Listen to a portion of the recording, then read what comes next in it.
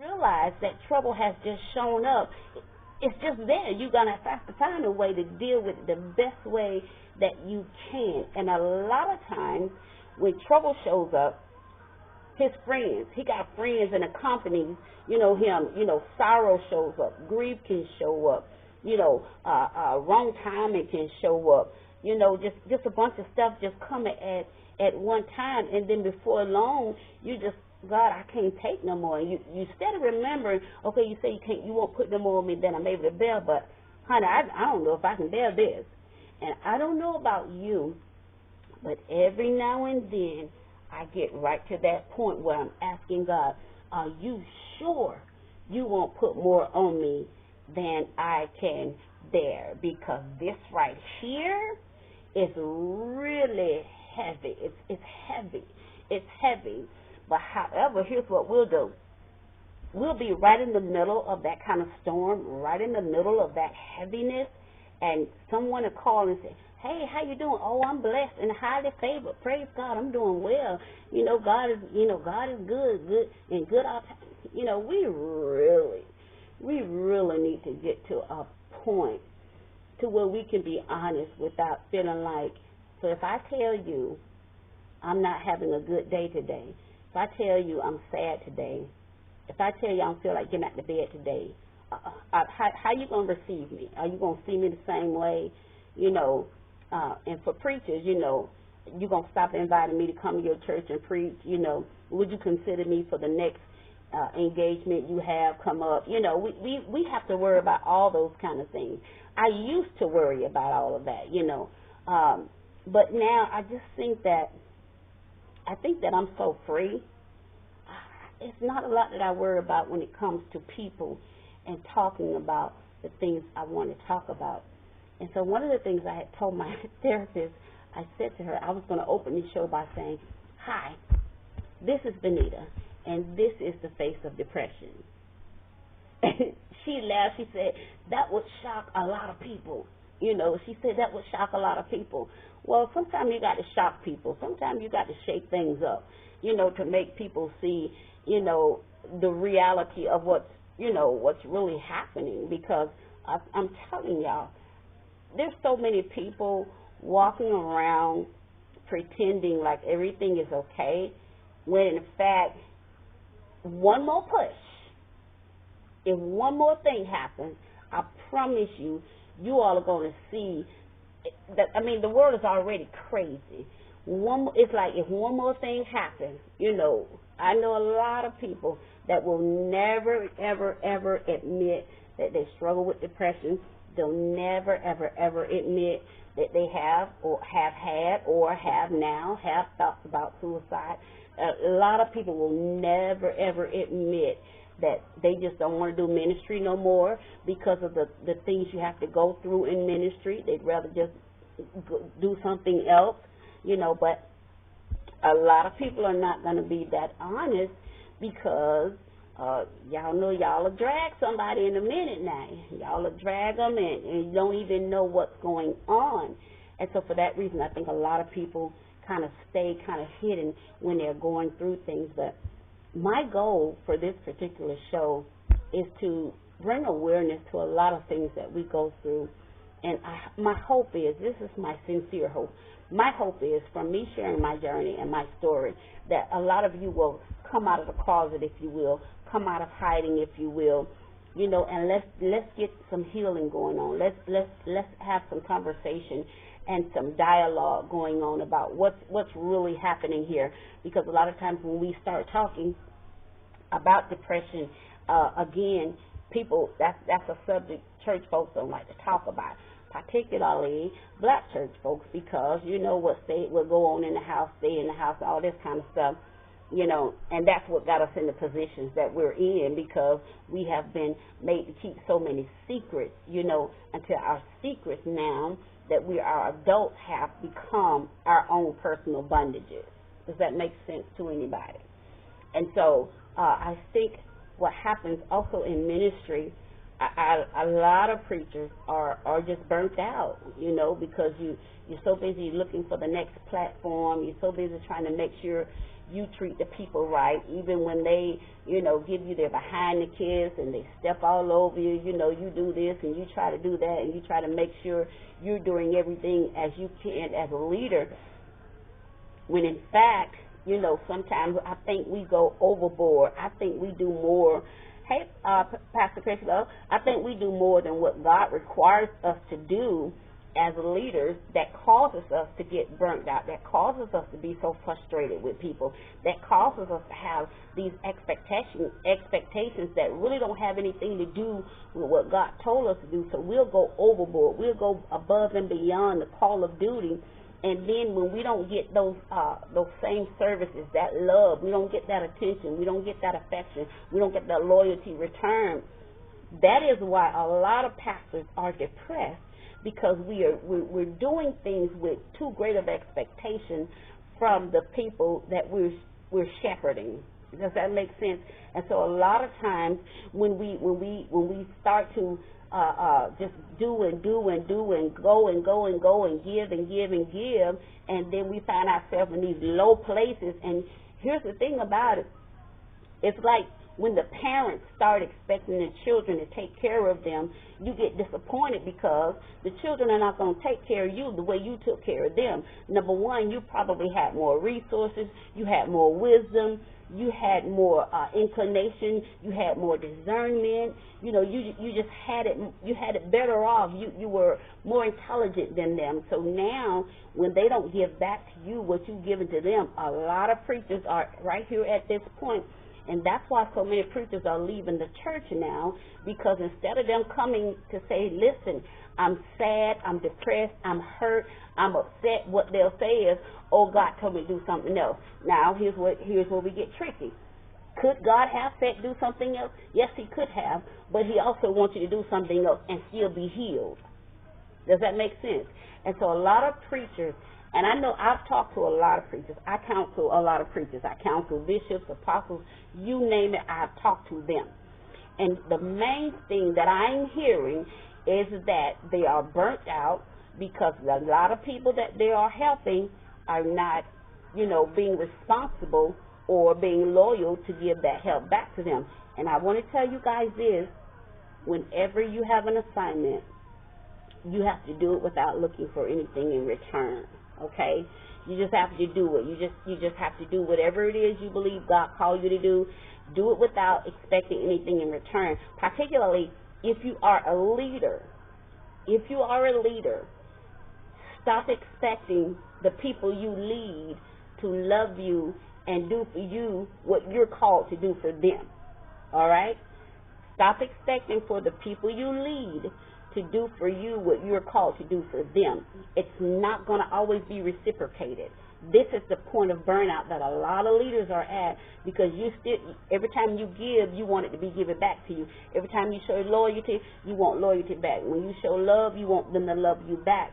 And it's not going to be that way. It's just not. And so for that reason, we have a lot of preachers that don't even want to go to church anymore. And it's not that they don't love God anymore. It's not that they're not saved. Listen, they're burnt out. Preachers are getting burnt out, again, because they're expecting something from the sheep that they're shepherding, that sheep are not really conscious enough to give back in return all the time. Sometimes you got to wait till people mature, till they get to that point to say, okay, well, since you've been blessing me like this, let me bless you like that. And in a lot of cases, you just got to do it and just look for your reward from God, because if not, we're going to keep seeing more and more preachers leave the church because they are burnt out, they're frustrated, they're angry, they feel alone, and Lord have mercy. Don't let them go through a little something. Don't let them fall into sin or, have a scandal. Y'all are drag somebody in a minute. I can truly understand why so many preachers would rather just try to, off themselves than to come clean with some of us, because we are, y'all, we're very critical. We're very critical of one another. We don't even seek to get the information before we just start dragging each other, and even if you do know the right information, like, are your hands really that clean to where you can just smear somebody else?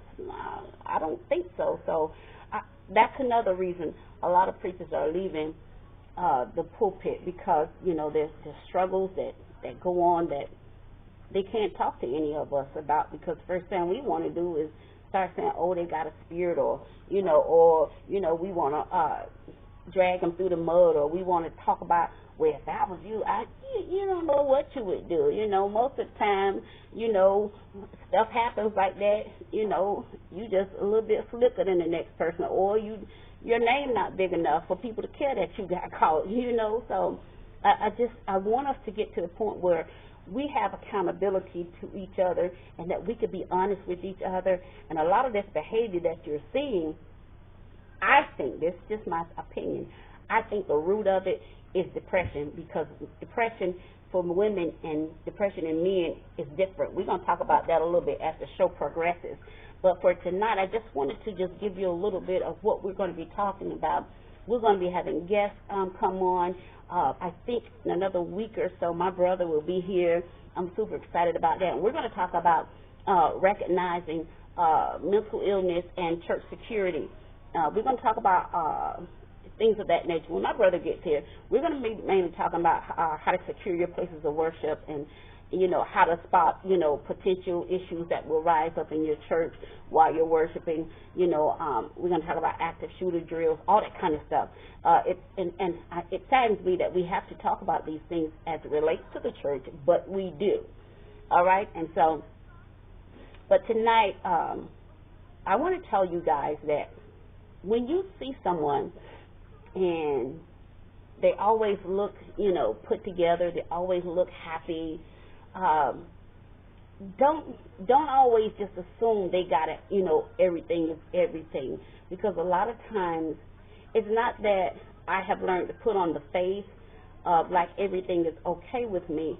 It's just that I have learned when and where to share and with whom to share, you know, things with, because a lot of times you can be sharing with people that just really don't care. They want to know what you're going through so they can have something to talk about, you know, or they can have something to say, oh, I knew something was wrong, or, you know, I don't really get into all of that, because this is how I feel. If you know something wrong, then reach out to people, you know. If you see people kind of, you know, you guys used to hang out or talk all the time, and they start pulling away, reach out to them, see what's going on with them. Don't just let people just be out here in this world alone or feel like they're alone, you know what I'm saying? And so a lot of times when we want to talk about depression, when we want to talk about anxiety, we don't. We don't. We leave it up to, you know, the television shows. We leave it up to other people to talk about it, but we don't want to talk about it. When I say we, I'm more particularly talking about the black church, because, you know, Jesus gonna fix it. You know, just bring it all to the altar, and Jesus gonna fix it.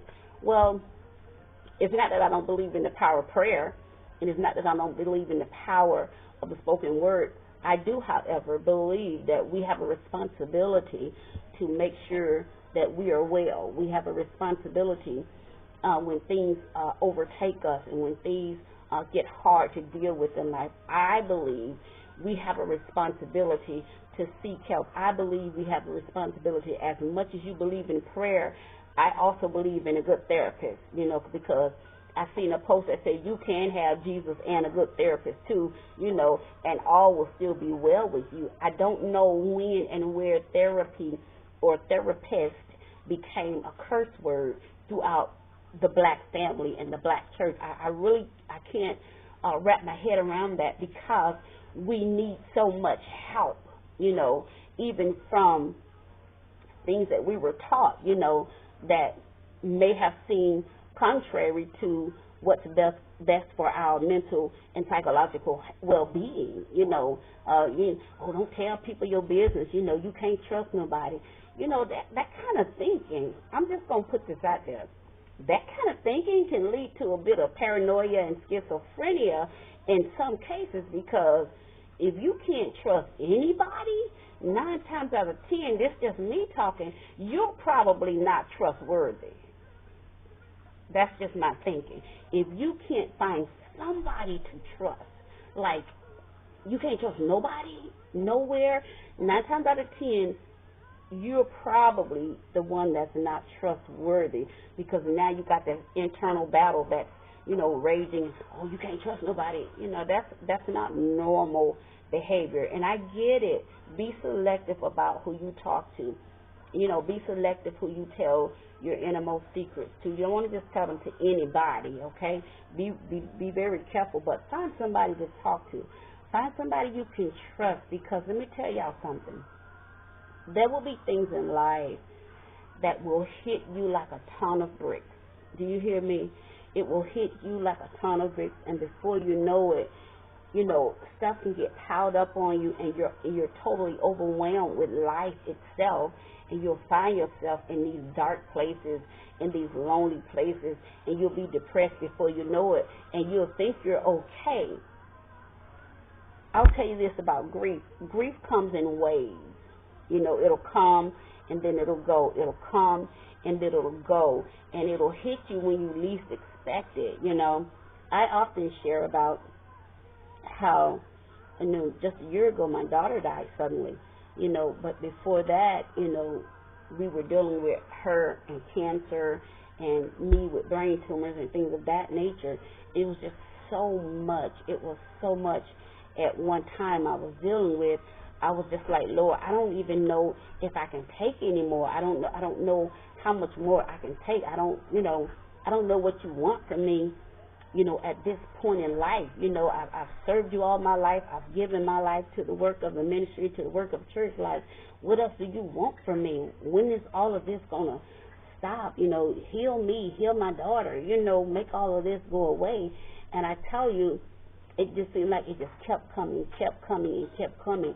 And before I knew it, I found myself in this place that I couldn't come out of. I couldn't just bounce back like I would normally just bounce back from everyday things and everyday life. It just got hard, and it got harder and harder and harder to deal with things.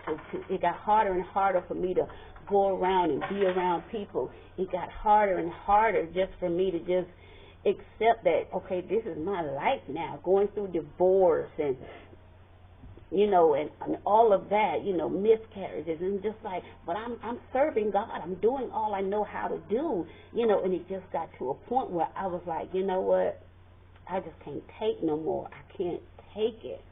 And, I would try to call people and try to talk to people.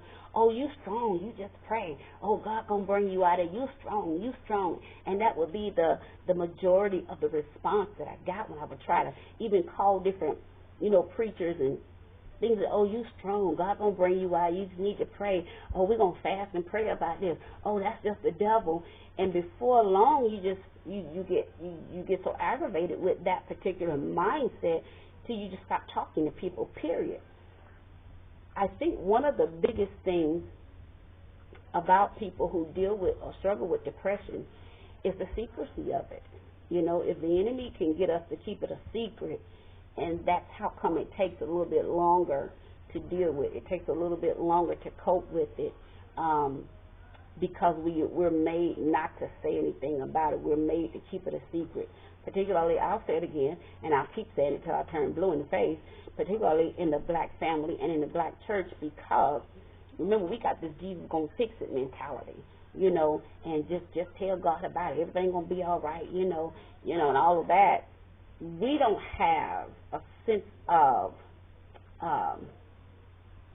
responsibility for our mental well-being, because we have just left everything up to Jesus for so long, And so what has to happen now, we have to start having these particular conversations that make it okay for us to say, hey, listen, I struggle with depression. I have had, struggles with suicide attempts, We have to make it okay for people to be honest and forthcoming and not damn them to hell and not automatically say, oh, that's a spirit. That's a spirit.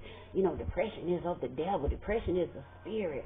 And you don't even know what's going on. You don't even know, like, what has happened in that person's life, and because we're so quick to say stuff without listening, You know, we really got to hone in better on our listening skills so that we can be able to be there for one another, you know, and not just look at something on the surface and say, oh, you okay, you look like you fine, you know.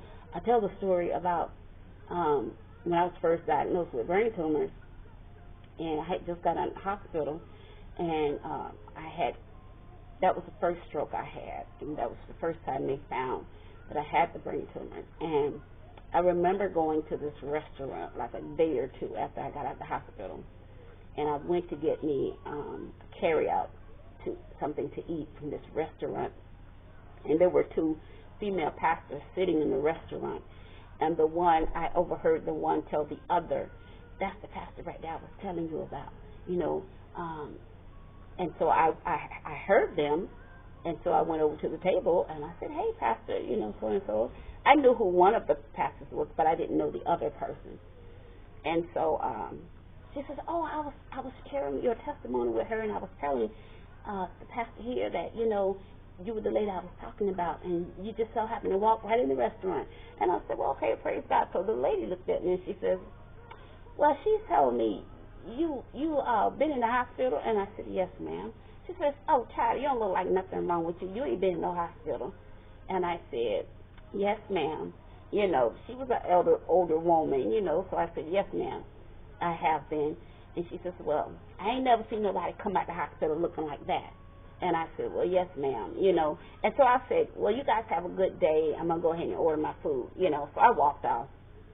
But it's that kind of mentality, you know, that makes us kind of shut down when we do want somebody to talk to or when we do need somebody to talk to, because we're so super spiritual until we're almost scary at times. You know, we make it really hard for people to just come and just have a conversation. And that's what I really want us to do. I want us to start having conversations, you know, to where we make it okay. You know, if I call you and say, hey, you know, I'm just not having a good day today. Well, you want to pray? No, I don't want to pray. I just need somebody to talk to. I already prayed, you know. You know, if I say, Lord, help me make it through this day, that's my prayer. I don't want to pray. I don't want you to give me a soliloquy of, you know, 10 points to get delivered from depression. That's not what I need. I just need somebody to talk to. And a lot of times people that suffer with depression, when they want to talk, they want to talk. And when they don't want to talk, they don't want to talk. You know, this has been a battle for me for some time. You know, it didn't just start with the passing of my daughter, if I'm honest with you guys. And I don't know when it first started, you know, but I do recognize it now when I'm not having a good day or when I'm not having the best of, you know, days, or when I notice I don't want to be around a lot of people or I don't want to be bothered, period. You know, I'm starting to notice different things, you know. And so when we start talking about, you know, depression and ministry, depression and Christianity, depression in our families and things of that nature, I want us to have more of an open conversation about it. I want it to be okay for your friend, for your colleague, for your ministry partners, for your people that are in your church. I want it to be okay for them to come to you and say, hey, you know what, can I talk to you? I'm just having a hard day today. Well, what's wrong? You know, a lot of times what's wrong is not really the right thing to say, because at that moment, everything is wrong. You know, a lot of times it's just best to say, you want to talk? And let them lead that particular, you know, conversation. But let them know the door is open for conversation if they want to talk, you know. So one of the things I did want to tell you that I was doing some research, you know. I won't do this kind of show without doing research to bring you relevant information.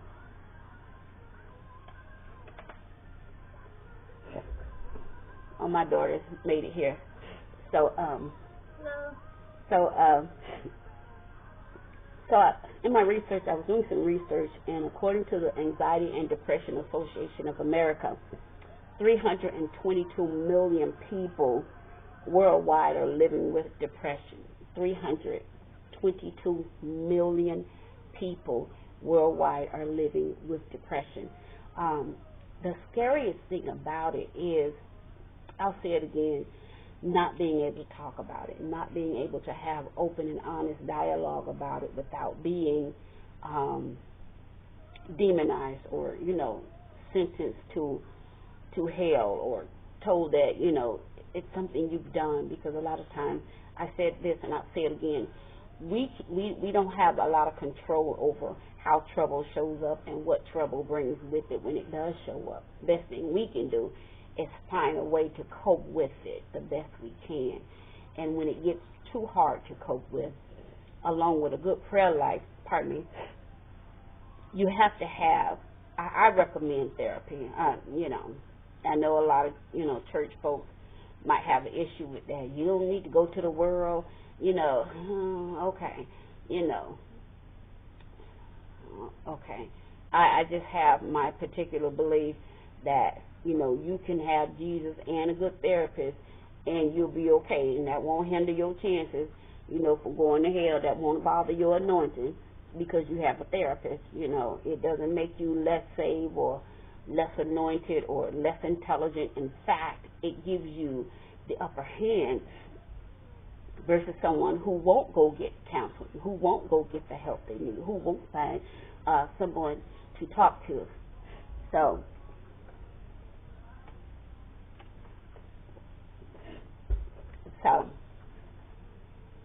I wanted to just start this conversation off.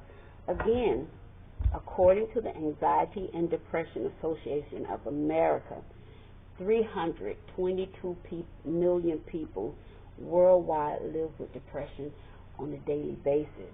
The thing about when we say that we're depressed, I think a lot of people don't really know what depression looks like. So we get it misunderstood. Well, I'm sad, or I'm just having a bad day. Let me just read this to you while I still have a voice. Some of you remember I told you I was still dealing with sinus issues, so I'm not 100%. So kind of why I'm sounding a little funny here and there. But listen to this. It says losing a loved one, getting fired from a job, going through a divorce, and other difficult situations can lead a person to feel sad, lonely, and scared. These feelings are normal reactions to life stressors. Most people feel low and sad at times. However, in the case of the individuals who are diagnosed with depression as a psychiatric disorder, the manifestations of the low mood are much more severe and they tend to persist. It says depression occurs more often in women than men. Some differences in the manner in which the depressed mode manifests has been found based on sex and age. Listen to this. In men, it manifests often as tiredness, irritability, and anger. They may show more reckless behavior and abuse drugs and alcohol, and sometimes men, have to have a lot of sexual partners trying to fill that void in there, okay? They also tend not to recognize that they are depressed and fail to seek help. A lot of times men, it's hard enough for you all to go to the doctor just to get regular checkups, let alone go sit and talk to a therapist about what's going on internally, mentally, and psychologically with you, okay? And it says, in women, depression tends to manifest as sadness, worthlessness, and guilt. A lot of times when women have gone through a bad breakup or a bad divorce or even any type of abusive situations, the first thing that comes to mind, what did I do? What was wrong with me? Why didn't you love me? Why did you cheat on me? Was I not good enough? Was I not woman enough? This, that, and the third. If you've ever lost a baby, you beat yourself, or what did I do? What could I have done different that could have avoided the miscarriage? Things of that nature. And so we take on depression in a different form. We start feeling like we're not worthy of certain things. We're unworthy. We have guilt you know, and a lot of us, it causes us to become ashamed, you know, whereas with men, they just get really tired and restless and irritable, you know, any little thing can spark them off. They get angry real easy, and a lot of times you just say, oh, you just got a bad attitude, oh, you just crazy, oh, you just, it could be dealing with, the root of it could be depression, but it has not been properly diagnosed because, again, men tend to not go to the doctor as much or as frequent or as quick as a woman will when she recognizes there's just something, I don't know, I've been feeling like this a little too long, I've been in this funk a little too long, I've been in the bed a little too long, I don't feel like doing, you know, having friends or fellowshipping too much, and so a lot of times women will go to the doctor before a man will, and that's how come women are probably diagnosed more so than men, because we're more apt to move on things when we notice something is just kind of not right in our bodies, okay? So in younger children, depression is more likely to manifest as school refusal. You know, they start acting out in school, things of that nature. When they have anxiety when separated from parents. My 16-year-old, she went through a lot of that when her mom died, my oldest daughter, worrying about parents dying, children, you know, every time my mom gets sick, I have this, I need to go home kind of attitude, but then, you know, she's all right the next day. You know, it's just something always there to kind of scare you a little bit. It also says they also frequently have comorbid anxiety, you know, eating disorders, substance abuse. And in older adults, depression can manifest more subtly as they tend to be less likely to admit the feelings of sadness or grief, and medical illnesses, which are more common in this population, also contributes or causes depression. Okay? So a lot of times when you have people that are dealing with depression, one of the best thing you can do is to be there to listen to them and to just be there for them, you know, not so much, oh, what's wrong with you now, or, you know, something always wrong with you. Well, a lot of times they don't know what's wrong, you know. I can be having a perfectly good day, laughing and talking. I can be out and about, taking care of business, running errands, and then come home and just feel completely, like, overwhelmed, you know, and all of a sudden I'll just start missing my daughter, and I just get sad all of a sudden, you know, and then I'm just like, I'm going to go to bed, you know, I'm going to go to bed. Sometimes in the morning I'm able to bounce right back, and then some mornings I can't just bounce right back, you know, and we have made it so bad to talk about, you know, depression among our culture till we don't really realize how bad off a person is until we start hearing about, you know, either them committing suicide, or we start hearing about, you know, how their life has been made a public, you know, display and all that kind of stuff. But where are we with one another in the intimate time of, hey, I need help, you know, hey, I just need somebody to come sit with me for a second. We don't have that with each other a lot of times, because number one, we're afraid to come clean, because like I said, it's easier for us to say, you know, it's the devil, than it is to say, hey, you know, you want somebody to talk to? You know, what's going, you all right? You know, you feel like talking? You know, that's hard for us to do, because a lot of times we don't want people to be honest with us. You know why? Because we don't want to be honest with ourselves. You know, and I think at my age, I'll be 52 in August, and I just feel like at my age, you know, we've been silent long enough. If people say, yeah, move in silence. Well, a lot of us have been moving in silence long enough. It's time to make some noise. It's time to shake some stuff up. It's time to, you know, kind of blow the roof off of it and get the attention that it needs to have, and have these hard conversations, you know. We just have so many things going on in our lives that we're afraid to talk about them.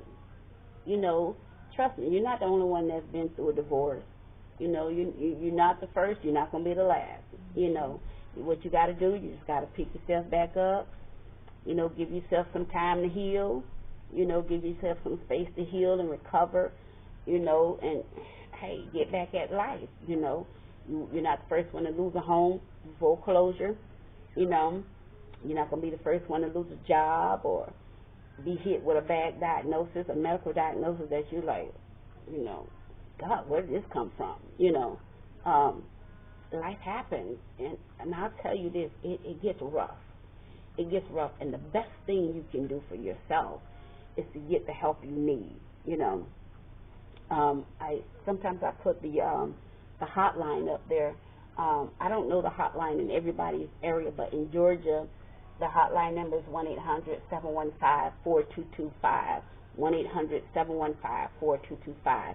That is the hotline number. If you're ever in a crisis, call that number. Don't just sit back and not get help. You know, don't just sit back and allow your mind. Don't lose your mind. You know, fight for it. Do what you got to do. Reach out. You know, go see a therapist. That's what I had to do. When I realized I wasn't getting better, I had to go get a therapist to help me go through it. I still see her once a month, you know, just like clockwork. And one of the biggest things you have to get over is the fear of what somebody's going to think. You know, you can't really go by what people will say or what people will think, because at the end of the day, everybody got a life to live. You know, everybody. You got a life to live. You got a story to tell. You got work to do. You got things you want to accomplish in life.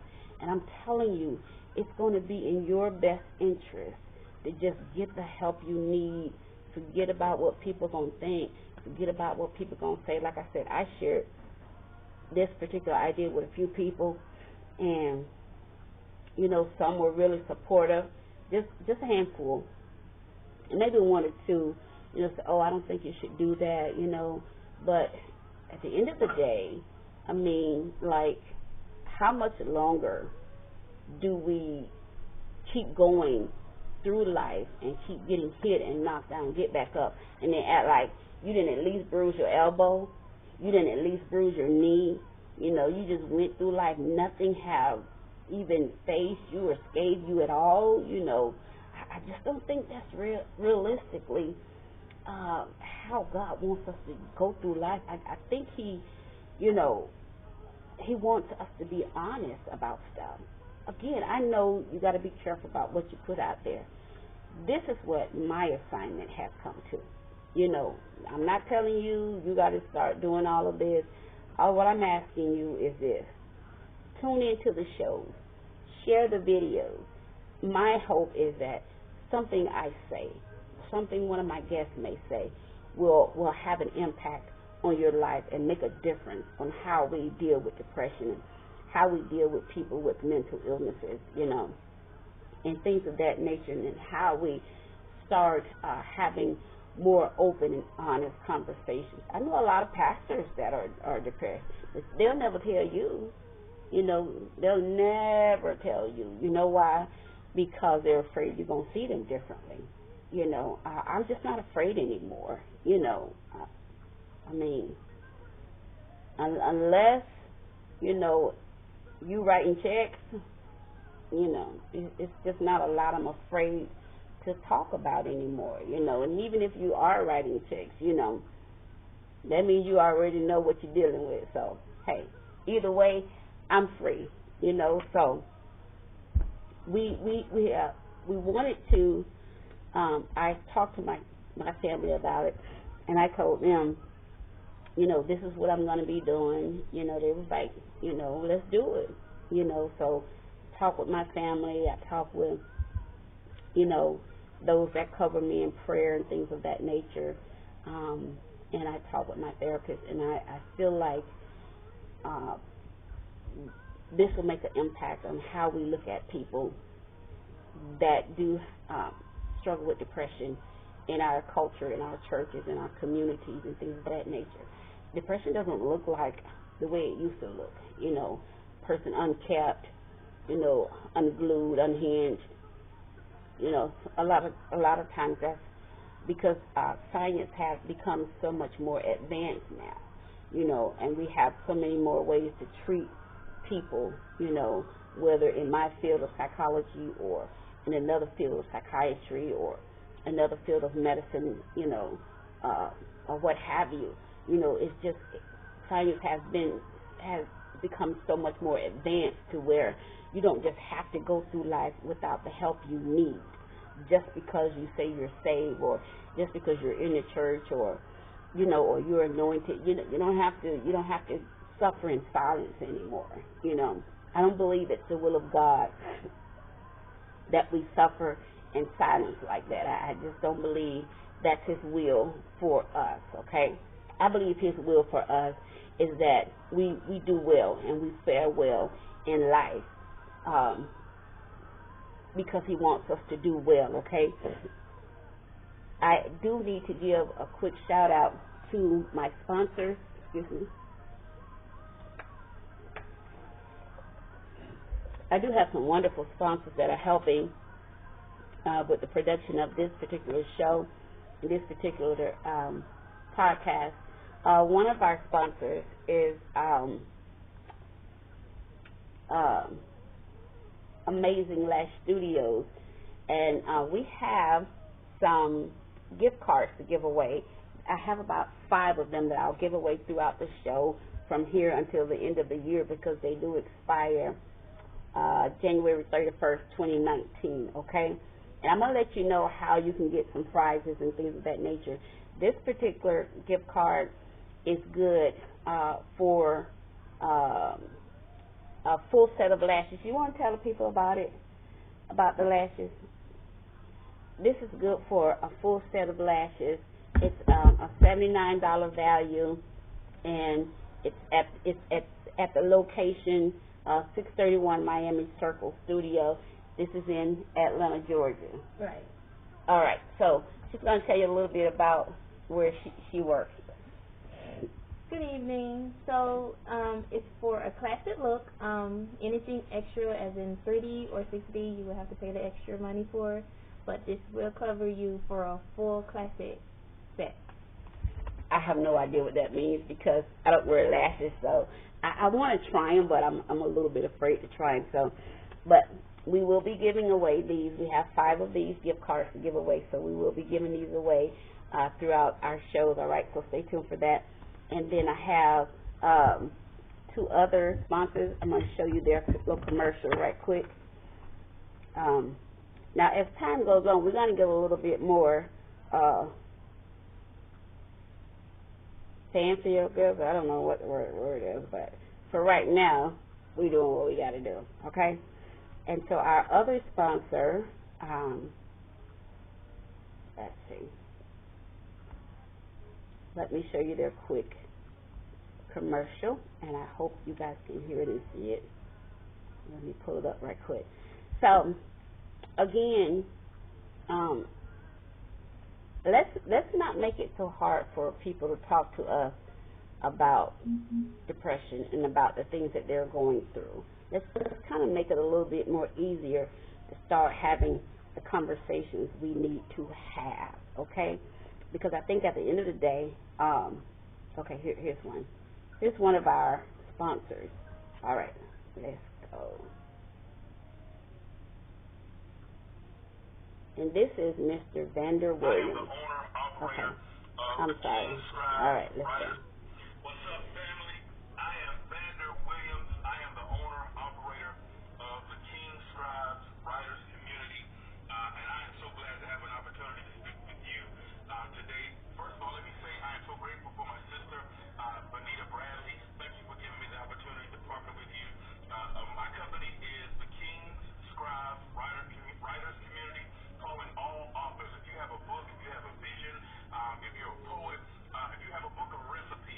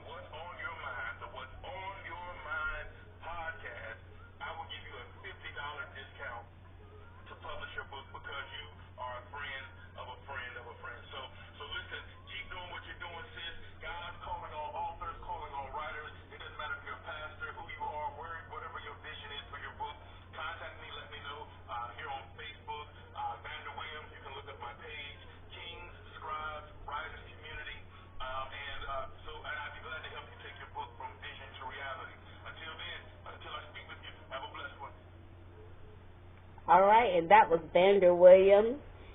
We certainly thank you for being one of our sponsors. I'm going to play a commercial from another sponsor right quick. Let me get her commercial. And this is Joy Gilchrist. She is a paparazzi independent consultant. All right? All right, here we go.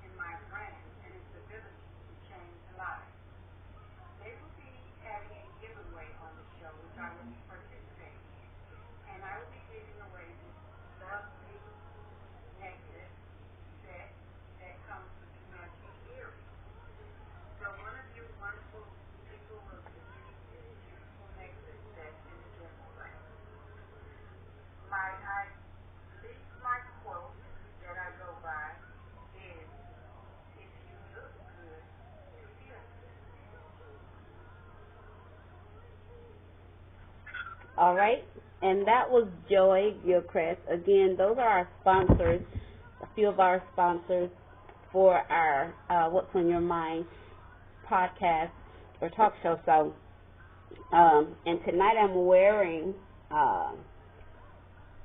some of Joy's jewelry. This is a yellow set I have on tonight. I got this from her. You can reach her Facebook page at Jazzy J's Jewelry Chest. Joy Gilchrist. Look her up on Facebook, and she'll hook you up. This ring and bracelet, the earrings and matching necklace.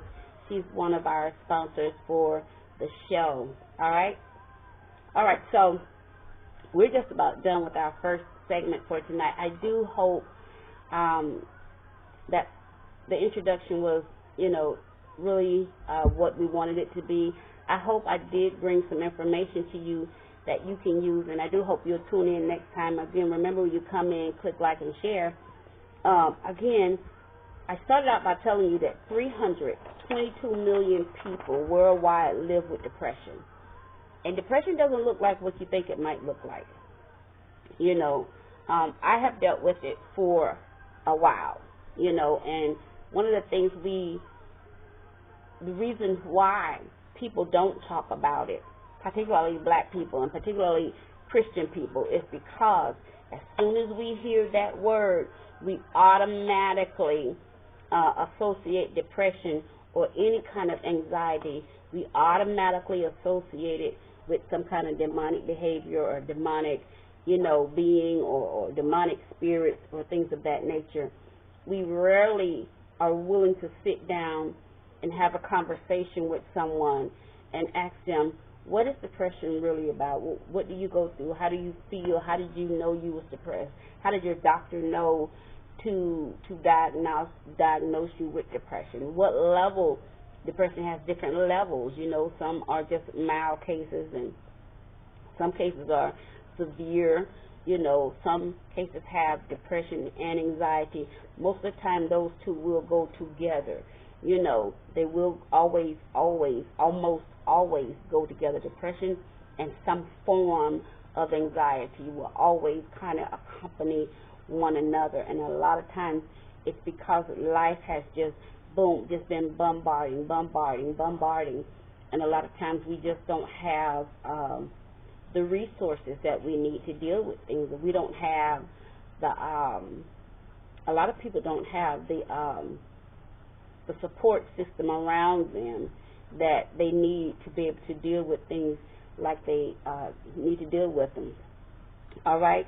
And so for that, a lot of preachers, even me, I struggled with depression for so long in silence till I wouldn't tell anybody, because I knew how the church viewed this particular topic. I knew how the church would not only criminalize you, but demonize you for even saying, oh, don't claim that. Well, it's like somebody saying, well, I'm pregnant. Don't claim being pregnant. Honey, you can't, some stuff we say, we just have just really done a disservice to one another, So it's not something that you claim. It's something that you really wish you didn't have to deal with.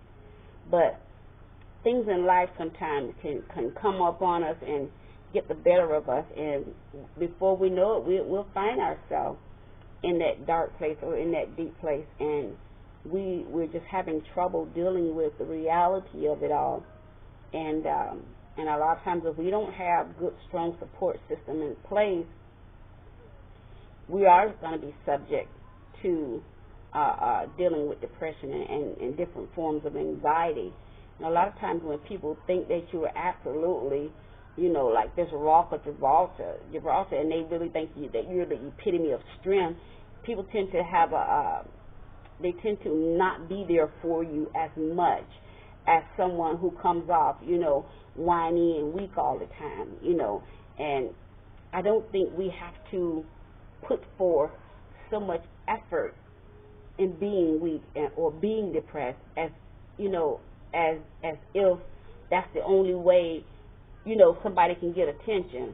And 9 times out of 10, people that struggle with depression, attention is the last thing they want. They don't want all that extra attention. They don't want a lot of people crowding around them. So the best thing you can do when someone does come to you, and say to you, I'm having a hard time, or I'm not feeling well, or I'm having a difficult time dealing with this, that, or the third, the best thing you can do, whether you're a friend or a ministry colleague, whatever you are, the best thing you can do is just be there for them. Give them that listening ear. Give them time to deal with what they got to deal with, Give them time to process stuff the way they have to process it, Just be there for them. Don't be so quick to say, oh, you acting funny, or oh, you acting different, because a lot of times when people are dealing with a lot of life issues at one time, a lot of times they're not intentionally pulling away. They're just trying to find a way to deal with it. They're just trying to find a way to get through what they got to get through so they can come out on the other side, and trying to hold on to some degree of sanity while they're going through. So I want us to be more conscious of the fact that when people say that they're not dealing with things too well, don't be so quick to call your neighbor and say, child, they're about to have a breakdown, but don't you be the thing that pushes somebody over the edge because you're uneducated about what depression looks like or how people handle depression. What does a woman who's dealing with depression look like? What does a man who's dealing with depression look like? What does a child who's dealing with depression look like? What are the symptoms? We're going to get into all of that as the show progresses, but and most of the shows will be in the evening because of the sensitive nature of topics that we'll be discussing.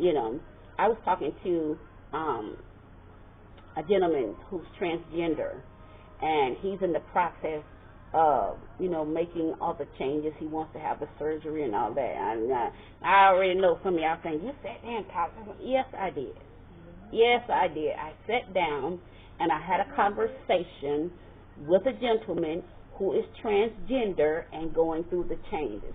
Why would you do that? You're a pastor. Listen, this is where y'all missing me at. Y'all miss me with all that now. Because here's the thing. When I sat down and started talking to him, I asked him to tell me his story.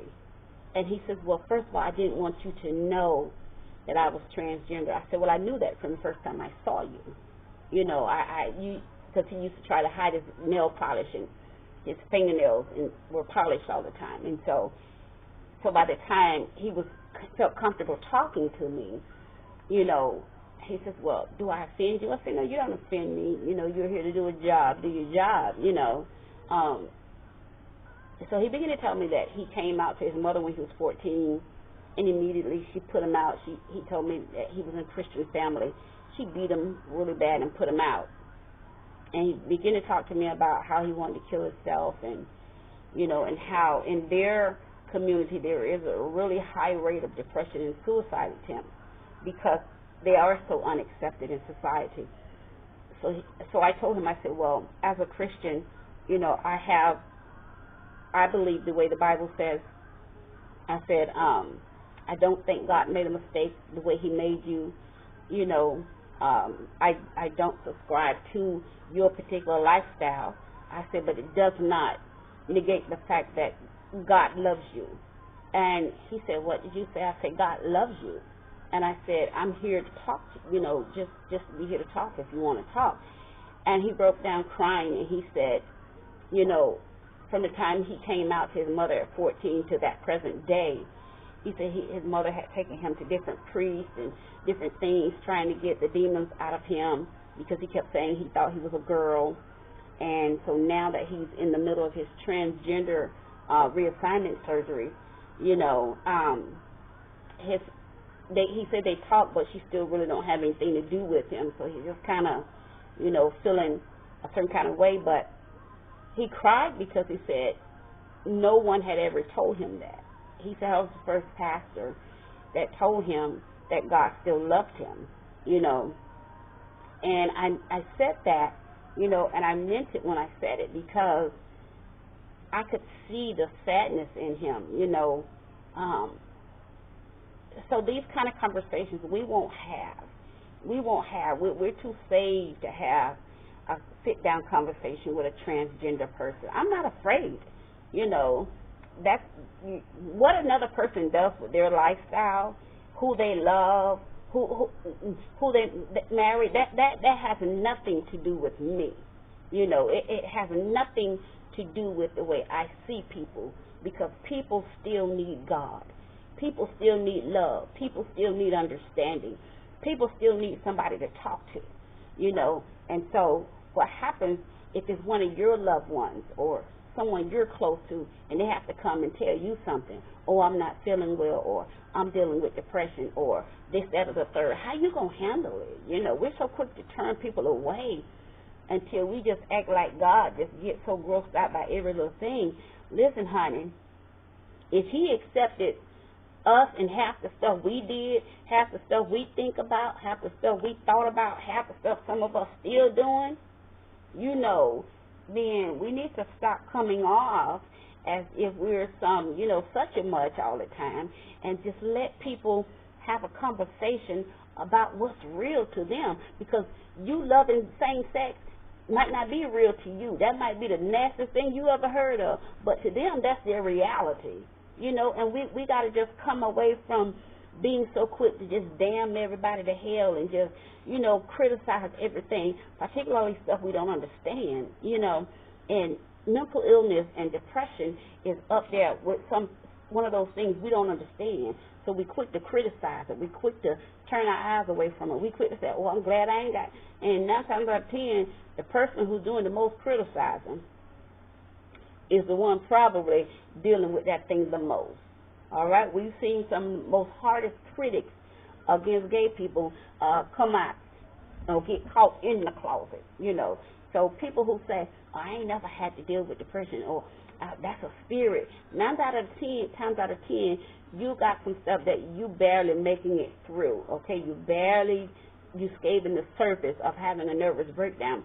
But because you're so dishonest in how you deal with things, you know, we just think you just got it all together. But here's the catch-22 that I started to learn how to watch and listen to things. Well, first of all, we know you don't have it all together because of the way we take care of our bodies. Our bodies, we just everywhere with our bodies. And this ain't no defense no offense to anybody, because I have my own weight struggles too. And so that's another form of depression.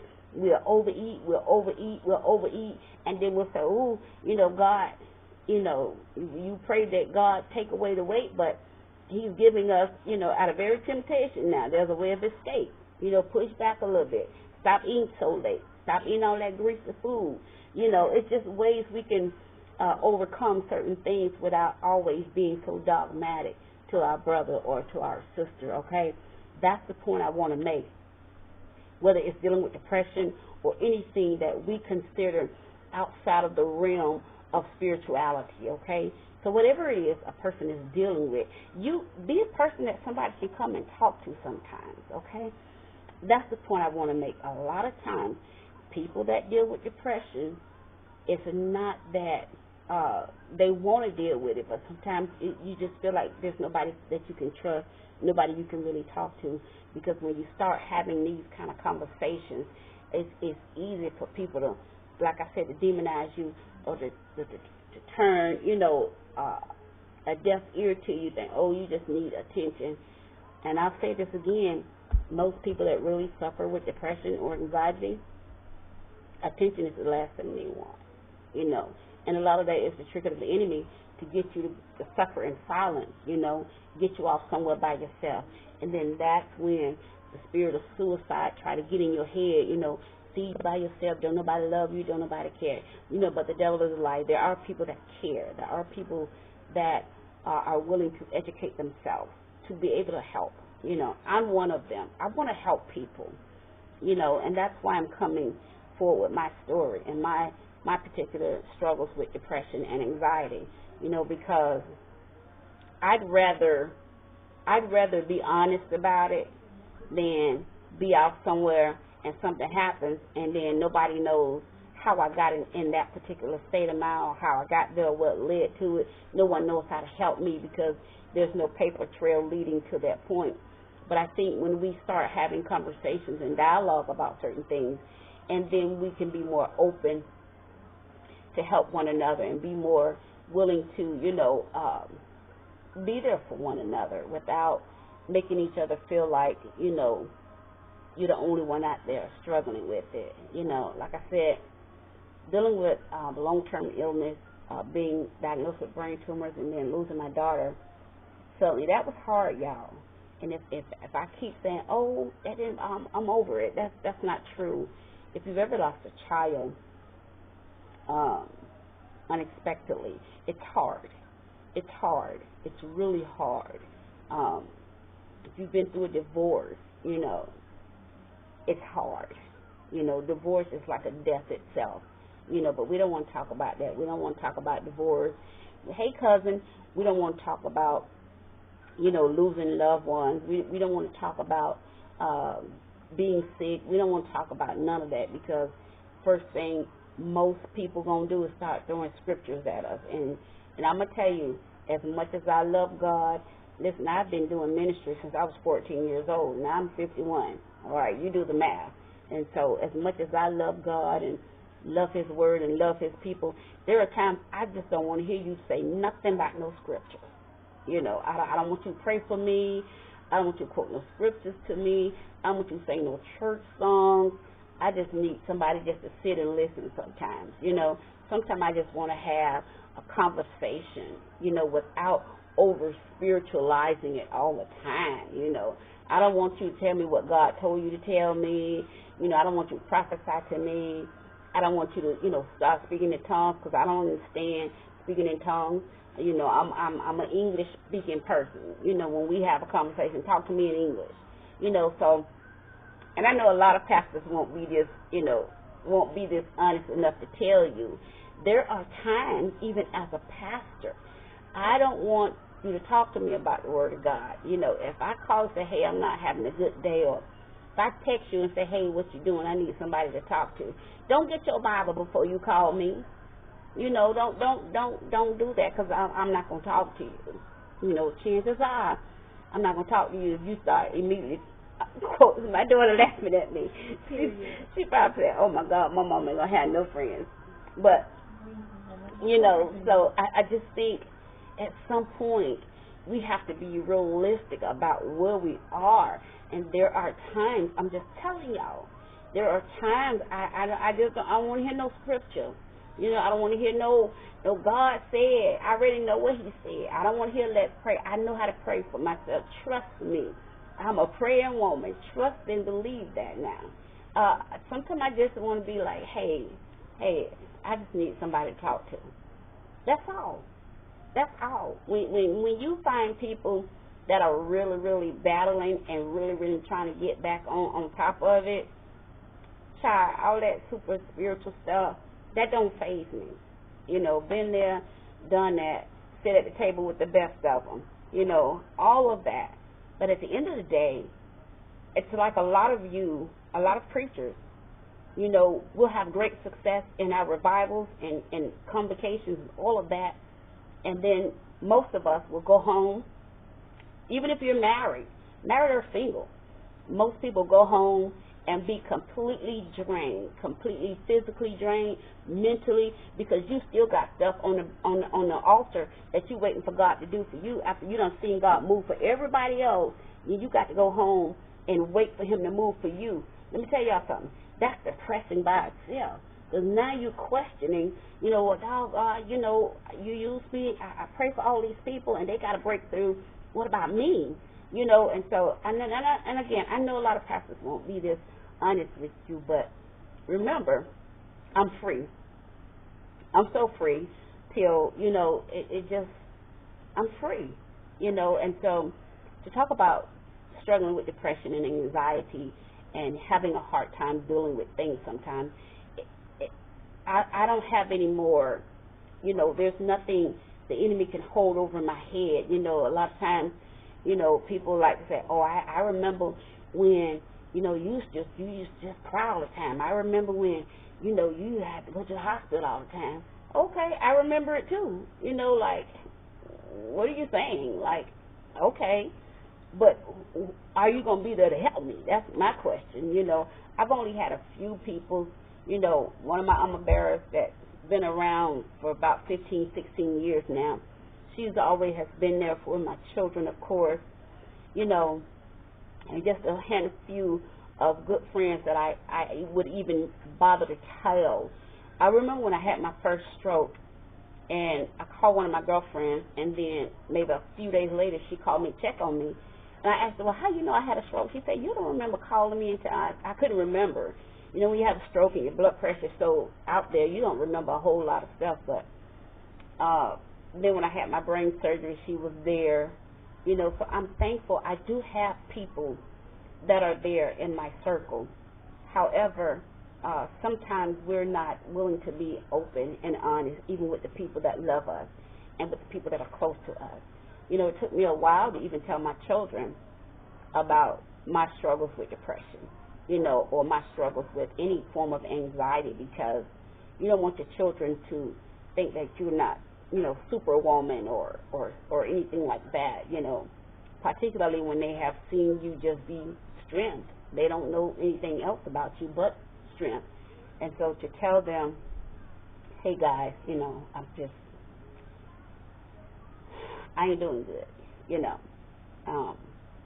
The thing about it is you can look as good as you want, but you know on the inside what's going on with you, okay? And no one would probably believe that you can look like this and still be struggling with depression or anxiety, you know. But every time I go see my therapist, she always says, oh, you always look so good, you know, and she says, you smell so good and you look so good and you're always this and you're always that. I mean, I don't know what else to do. You know, it's bad enough you got this struggle, and then maybe it's a little vanity on my part, but I ain't going to be ugly and going through it, you know. So I just believe in, you know, presenting yourself in the best way that you can. Even if you're not feeling your best, still try to present yourself in the best way that you possibly can, okay? So we'll be here again. I don't know how often we'll air, but as much as we have content, we're going to talk about whatever we talk about. you know, and I do pray that you all tune in. I do pray that you all share the videos, because I do think it's time for us to have relevant conversations, you know, that we have for so long shied away from, like I say, in the black family and in the black church, you know, particularly the subject of depression and anxiety. How do we deal with people with mental illness in our churches, you know? I've shared that I saw this video, and this preacher called this woman up, and I guess she's, you know, she has some form of mental illness, but he made an open spectacle of her by asking her, you know, have you been taking your medication? You know something wrong with you. I was like, oh my God, what, you know, I just felt so bad, you know, for how we handle one another. And I just think it was, you know, because of ignorance. When you don't know, you don't know, but when you know, you ought to do better, you know. And my prayer is that our leaders, our pastors, will at least take a class, a course, a psychology course, or something where you can better know how to deal with people, or how to recognize signs of depression or anxiety, and how to deal with those particular things. I shared with the audience earlier that my brother will be here week after next, and we're going to be talking about church safety and things of that nature, and how to deal with people with mental illness as it relates to church security and things of that nature. I want to make sure you tune in for those segments as well. If you are a leader of a church or a business in any capacity, you want to know how to keep your place of worship, your place of business safe at all times, okay? And so when my brother gets here, we're going to have we're going to be talking live with him, interviewing him on those type of security issues, okay? So if you have any questions, or if you'd like to join in, or you have something you'd like to share with our audience, let me know. My daughter's here now, so she'll be able to get you in, and you can share what you need to share your comments or what have you. All right? So I do pray, again, we said something that at least opens up the line of communication so we can start talking about depression and anxiety, you know, what it looks like, what it sounds like, you know, what are some of the symptoms, what do we look for, and how do we handle one another, even if it's just about having the conversation about it, okay? I want us to do better, all right? All right, so again, thank you to all my sponsors. Thank you to Amazing Lash Studios. Thank you to Joy. Thank you to Vander. Vander did the flyers. Anything you see related to that graphics on my page, more than likely Vander Williams did it. You know, you can find him on Facebook. He's Vander Williams Vision Graphics, and also he does a wonderful job on my books. He did all of my book covers for me. All of my books are available on Amazon.com. He did all of my book covers for me. So he does an excellent job on that. What else? He did all of these books for me. His name is Vander Williams. You can check him out. He's here on Facebook. He's one of my sponsors for the show. And he did all of my book covers. He does all of my graphics. Like I said, anything you see on my page, more than likely he did it. He's a graphic designer for it, all right? All right. So if you want to become a sponsor, inbox me and let me know, and I'll let you know how you can become a sponsor. And each time our show airs, I'll mention your business on the show, all right? All right. So in the meantime, I want you guys to really consider having more of an open mind about depression and anxiety and mental illnesses, and how you can be better equipped to handle people and have the conversation, okay? All right, so until next time, I'm so glad you decided to join us. Remember, click like and click share this video, and we'll see you guys next time on what's on your mind. All right? Bye-bye.